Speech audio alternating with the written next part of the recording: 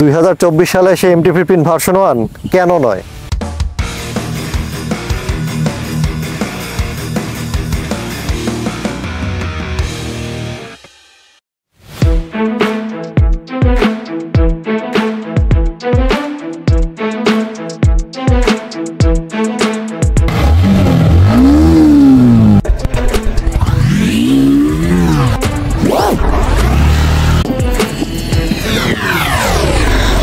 MT-15 বাইকটি একটি proper naked sports bike এবং এই বাইকটির পাওয়ারফুল ইঞ্জিন আপনাকে হাইওয়েতে হাই স্পিড রাইডিংয়ে যথেষ্ট কনফিডেন্স দিবে। এছাড়া এই বাইকটির ব্রেকিং, ব্যালেন্স এবং কন্ট্রোল অসাধারণ। এই বাইকটির ইঞ্জিন থেকে প্রডিউস হয় 19.3 PS পাওয়ার, যা অ্যাক্টিভেট হয় 10,000 RPM-এ, এবং এই বাইকটি সর্বোচ্চ 14.7 নিউটন মিটার টর্ক প্রডিউস করতে পারে, যা অ্যাক্টিভেট হয় 8,500 RPM-এ। আমি টপ স্পিড পেয়েছি 132 কিলোমিটার। তবে 120 কিলোমিটার স্পিডের পরে বাইকটিতে ভাইব্রেশন আছে এবং বাইকটি বাতাসের কারণে আনস্টেবল হয়ে থাকে। MT-15 ভার্সন 1 বাইকটি ভার্সন 2 এর থেকে 0.9 PS পাওয়ার বেশি প্রডিউস করতে পারে এবং টর্ক প্রডিউস করতে পারে 0.6 নিউটন মিটার বেশি।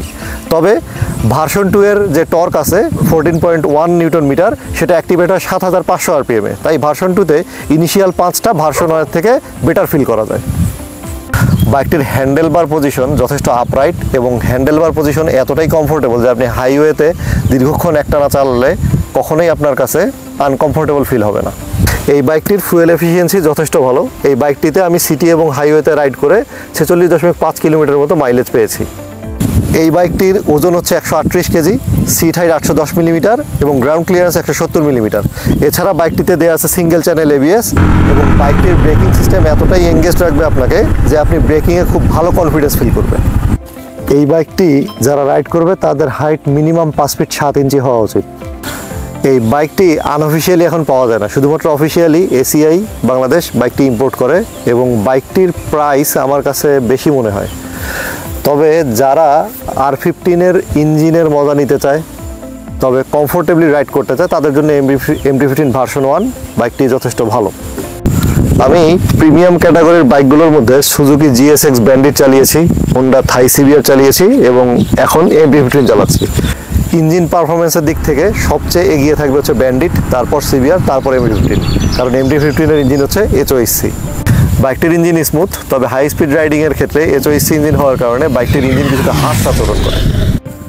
রাইডিং কমফোর্টের দিক থেকে সব থেকে এগিয়ে থাকবে MT-15 ভার্সন 1, তারপর ব্যান্ডিট, তারপর হচ্ছে CBR, কারণ CBR একটা স্পোর্টস ক্যাটাগরির বাইক।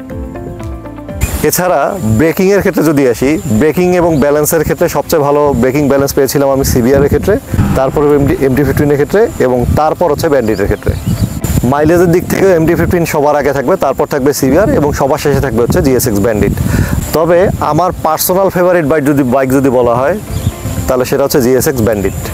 আপনি যে বাইকই কিনেন না কেন, সেই বাইকটি আপনি আগে রাইড করবেন, রাইড করে যদি আপনার কাছে কমফোর্টেবল মনে হয় বা আপনার কাছে ভালো লাগে তাহলেই আপনি বাইকটি কিনবেন। Till then, signing out, Akimul Mahmud, free wheelers club Bangladesh, Rangpur unit.